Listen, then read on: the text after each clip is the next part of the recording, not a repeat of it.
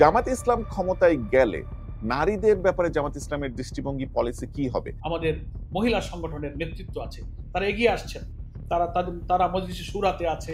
আমাদের নৈতিকতার যে সীমা সেটাকে রক্ষা করে সব ধরনের শিক্ষার সুযোগ নারীরা পাবে। আমার প্রশ্ন আপনার কাছে হচ্ছে তারা ইনভিজিবল কেন? মেয়েদের আপনি বাদ দেন, পুরুষদেরই কোনো মিটিং সিটিং যেতে দেওয়া হয়। দেশের সাধারণ মানুষের আমি বলছি না যে যারা ধর্ম বা ধার্মিক তাদের তাদের অংশটাকে আমি বলছি না, আমি বলছি ইন জেনারেল জি। যারা প্রথম আলো পড়ে ফর এক্সাম্পল, যারা স্কুল কলেজে গিয়েছে, যারা ট্রেডিশনালি বড় হয়েছে গত 30 বছরে বাংলাদেশের সিস্টেমের মধ্যে দিয়ে গিয়েছে, তাদের মধ্যে একটি বড় কনসার্ন হচ্ছে জামাত ইসলাম নারীদেরকে কিভাবে দেখে, কিভাবে ট্রিট করে। যেমন এখন নারীরা যেমন সম অধিকার পাচ্ছে, অনেক বেশি পাচ্ছে কিছু কিছু ক্ষেত্রে, যেমন শিক্ষা, এখানে নারীদের অ্যাক্সেস আরো বেশি, সরকার অনেকগুলো ভাতা দেয়, আরো উৎসাহিত করছে, উপবৃত্তি দিচ্ছে, ইত্যাদি ইত্যাদি। বাংলাদেশ সরকার দিচ্ছে regardless of the political party, গত 30 বছর ধরে হয়ে এসেছে। জামাত ইসলাম ক্ষমতায় গেলে নারীদের ব্যাপারে জামাত ইসলামের দৃষ্টিভঙ্গি পলিসি কি হবে? এটা কি আফগানিস্তানে আমরা যেটা দেখেছি যে স্কুল কলেজ সব বন্ধ হয়ে যাবে, নারীরা ঘরে ঢুকে যাও, তারা ঘর সংসার দেখো, এই ধরনের একটা, নাকি একটি মডার্ন ইসলামী রাষ্ট্র যেখানে নারীদেরকে সমান অধিকার দেয়, কি কি রেস্ট্রিকশন ইসলামী আইনে বাংলাদেশ জামাত ইসলামের অধীনে বাংলাদেশের নারীরা পাবে বলে আপনার মনে হয়? ধন্যবাদ। না, কোনো এই বদ্ধমূল এবং প্রথাগত এই ধারণা থেকে আমাদেরকে বেরিয়ে আসতে হবে। ইসলাম তা বলেনি কখনো যে নারীদের শিক্ষার, সমাজের সর্বস্তরে তার যোগ্যতা অনুযায়ী তার দায়িত্ব পালনের, যেটাকে বলা হচ্ছে আধুনিক পরিভাষায় এম্পাওয়ারমেন্ট অফ উইমেন্স, নারীর ক্ষমতায়ন। এক্ষেত্রে জামাত ইসলামী ইসলামী আদর্শ যে অনুমোদন দিয়েছে, যা অ্যালাউ করেছে, সেটা সমকালীন বিশ্বে, সমকালীন যুগে, চলমান সভ্যতায়, একটা মডারেট আধুনিক রাষ্ট্রে ইসলাম সেসব সুযোগ তাকে দিয়েছে। যেমন একজন নারী, তিনি রাজনীতিতে ভূমিকা রাখতে পারবেন, তিনি বিচারপতি হতে পারবেন। আমাদের ইসলামী আদর্শের মধ্য দিয়ে নারীকে যে সম্মান দিয়েছে, মা, মেয়ে, স্ত্রী, তারা সমাজের সম্মানিত গর্বিত সদস্য হিসেবে তাদের নিরাপত্তা, মর্যাদা, নারীর এই অধিকার কিন্তু ইসলাম নিশ্চয়তা দিয়েছে। শিক্ষা জীবনে নারী অংশগ্রহণ করতে পারছে, তারা সর্বোচ্চ ডিগ্রি, হায়ার এডুকেশন তারা নিতে পারছে। তাদের নিরাপত্তা, শালীনতা, মৌলিক ইসলামের যে মোরালিটিটাকে ঠিক রেখে সমাজের সব জায়গাতে তিনি দায়িত্ব পালন করছেন। আপনি জানেন জামাত ইসলামের যে সাংগঠনিক স্ট্রাকচার, সেন্ট্রাল থেকে একেবারে লোয়ার টায়ার পর্যন্ত প্রতিটি স্তরে আমাদের মহিলা সংগঠনের নেতৃত্ব আছে, তারা এগিয়ে আসছেন, তারা মজলিসে শুরাতে আছে, তারা এক্সিকিউটিভ বডিতে আছে।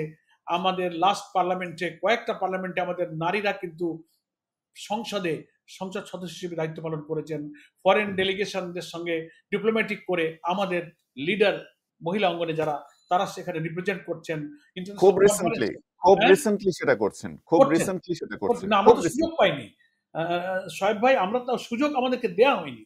ইসলামের যে বিউটি, ইসলামী শাসনের যে সৌন্দর্য, এটা তো জাতিকে প্রদর্শন করার জন্য আমরা যে কাজ করছি, আমরা ভোট দিতে পারি না, পার্লামেন্টে যেতে পারি না, নির্বাচনে অংশ নিতে দেওয়া হয় না, দল আপনাদের নিষিদ্ধ, নিবন্ধন বাতিল হয়েছে, নিবন্ধন বাতিল, আপনাদের ঘর থেকে বেরোতে মার্কা পারি চলে না। গিয়েছে, আমাদের প্রতীক চলে মহিলার গিয়েছে। 3 জন ড্রয়িং রুমে যদি কোনো বই পুস্তক পড়াশোনা করে, বলে তোমরা জঙ্গি আলোচনা, নাশকতা করছো, গিয়ে গ্রেফতার করছো। জি, ফলে জি। এখন পরিবর্তিত রাজনৈতিক পরিস্থিতিতে আমরা ইসলামের প্রকৃত আদর্শকে মানুষের কাছে তুলে ধরার সুযোগটা কিন্তু পাচ্ছি। ফলে ধর্মীয় স্বাধীনতা, নিরাপত্তা, নারী এবং তাদের ভাষায় মাইনরিটি, অর্থাৎ সব ধর্মের লোকদেরকে কিন্তু সেফটি, সিকিউরিটি এবং সব অধিকার সব জায়গায় তারা কিন্তু মর্যাদার সাথে পালন করতে পারবে।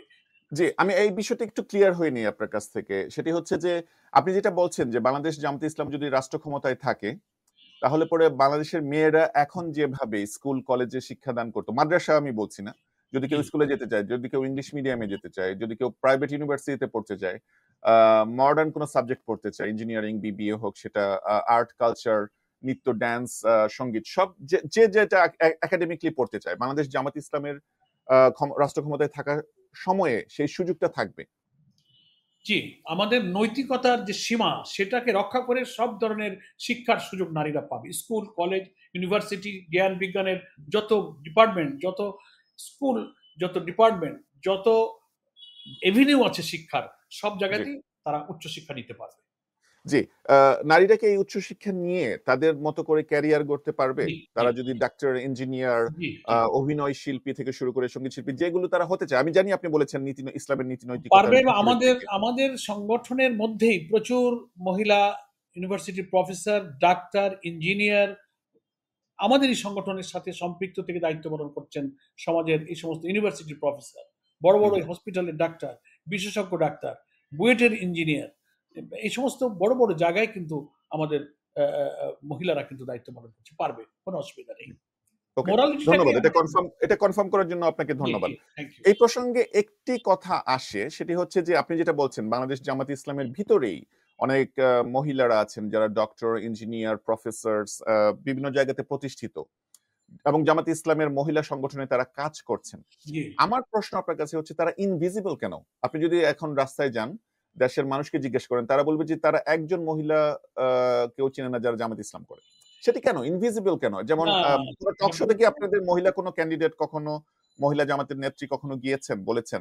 নারীদের প্রসঙ্গ আসলেও দেখা যায় জামাত ইসলামের পুরুষরা কথা বলেন, নারীদের প্রসঙ্গে জামাত ইসলামের নারীরা কথা বলেন না কেন? ইসলামী ছাত্রী সংস্থা যে বড় সংগঠনটি আছে, শিবিরের যেমন সবাইকে চিনে, এলাকার শিবিরকে সবাই চিনে, ইউনিভার্সিটির শিবিরদেরকে সবাই চিনে, ছাত্রী সংস্থার কাউকে কেউ চিনে না। শিবিরের অনেককে আমি জিজ্ঞেস করেছি, তারা পর্যন্ত চিনে না। এই যে মেয়েদেরকে ইনভিজিবল করে রাখা, এটার নেসেসিটিটা আপনাদের দৃষ্টিতে কি?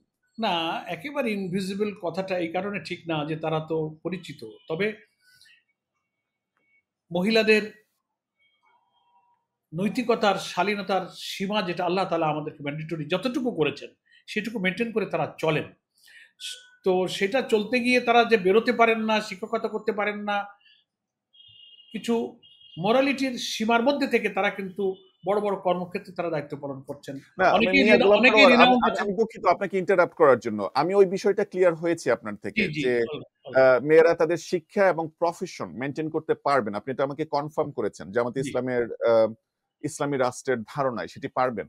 আমি যেখানে আপনাকে প্রশ্ন করতে চাই, জামাত ইসলাম, আপনি যেটা বলেছেন জামাত ইসলামের বর্তমান সংগঠনে যারা নারীরা আছেন, যারা কর্মক্ষেত্রে সফল এবং জামাত ইসলাম করছেন, তারা ইনভিজিবল কেন? তাদেরকে আমরা কোথাও দেখতে পাই না কেন? এবং জামাত ইসলাম তাদেরকে কোথাও পার্টিসিপেট করতে দেয় না কেন? না, আমরা দিই তো, আমরা তারা ডায়ালগে যাচ্ছে। তারা কি কোনো টক শোতে গিয়েছে? এমন কি কোনো রেকর্ড আছে? বাংলাদেশের এত টিভি চ্যানেল, এত পডকাস্ট, টক শোতে এক্ষুনি আমাদের মেয়েরা যায়নি, কিন্তু তারা কি কোনো বড় কোনো মিছিল, রাজনৈতিক কর্মসূচি, মানববন্ধন, ইভেন গোল টেবিল যে ডায়ালগ, তারপরে আপনার আলোচনা সভা, সেমিনার, সিম্পোজিয়ামে তারা যাচ্ছেন। ওই যে একটা কথা আমি বলেছি যে আমাদের পুরুষদের, মেয়েদের আপনি বাদ দেন, পুরুষদেরই কোনো মিটিং সিটিংয়ে যেতে দেওয়া হয়। এখন শুরু হয়েছে, আমরা আমাদের আদর্শ ধারণ করে আমরা সব জায়গায় আমাদের মেয়েদেরকে, আমাদের মহিলাদেরকে, নেত্রীদেরকে আমরা সব জায়গায় কিন্তু তাদের অ্যাকর্ডিং টু দেয়ার ক্যাপাসিটি আমরা সব জায়গাতেই তাদেরকে কিন্তু নিয়ে যাচ্ছি। এটা তারা করতে পারে। যে আমরা, আপনি নীতি নৈতিকতার সীমারেখাটার কথা বলছেন, আমি সেটাতে এগ্রি করছি। আমি বলছি না যে নীতি নৈতিকতা ছেড়ে জামাত ইসলাম কেন মেয়েদেরকে সব জায়গায় পাঠাচ্ছে না, এটা আমি বলছি না। কিন্তু আপনার কি মনে হয় যে যেমন জামাত ইসলামের যারা রোকন আছেন, নীতি নৈতিকতা যারা মেনে চলছেন, ওই মহিলা নেত্রীদেরকে তারা যদি কোথাও পার্টিসিপেট করেন, আপনি তো নিশ্চয়ই এটা নিয়ে কনসার্ন না যে উনি নীতি নৈতিকতা ছেড়ে চলে যাবেন ওই সেমিনারে গিয়ে, এটা তো আপনার মনে হয় না? না। তো আপনার তো এই কনফিডেন্সটা আছে আপনার নেত্রীদের উপর, আপনার কর্মীদের উপর, মহিলা কর্মীদের উপর। তো অন্যান্য পলিটিক্যাল পার্টি যদি আমরা দেখি, আমরা যদি বিএনপির কথা চিন্তা করি, এনসিপির কথা চিন্তা করি, আমরা যদি বাম সংগঠন দেখি, তাদের মহিলা নেতা কর্মীরা যেভাবে সোসাইটিতে রিপ্রেজেন্ট করছে, বিভিন্ন জায়গাতে যাচ্ছে, মেয়েদের ইস্যু নিয়ে বলছে, জামাতে ইসলামের তার 10%ও নাই, অ্যাটলিস্ট ভিজিবলি নাই। আপনারা গোপনে কোন লিভিং রুমে কোন মিটিং করছেন তো মানুষ জানে না।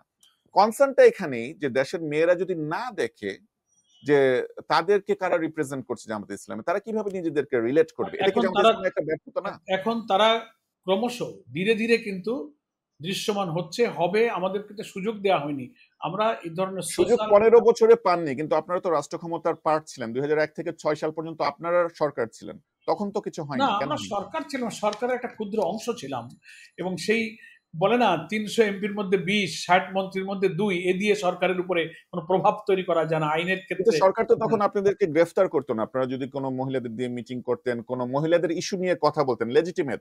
এটা কিন্তু অন্য জায়গায় হচ্ছে। আপনি ইউএসএ তে দেখেন, যারা মহিলা স্কলার আছেন, ইসলামী স্কলার, তারা কিন্তু ওই বাইরে যাচ্ছেন, স্পিক আউট করছেন, কথা বলছেন, তাদের ইস্যু নিয়ে কথা বলছেন। ওই সময় যে করেনি তা না, ওই সময় আমাদের পার্লামেন্টে কিন্তু মহিলা মেম্বার ছিলেন, আমাদের এমপিরা পার্লামেন্টে দাঁড়িয়ে তারা বক্তব্য রেখেছেন, অনেক সেমিনারে তারা গিয়েছেন। তবে সংখ্যায় হয়তো মাত্রা কম ছিল, এগুলো ভিজিবল হবে ইনশাল্লাহ ধীরে ধীরে। আচ্ছা, জি, ধন্যবাদ আপনাকে।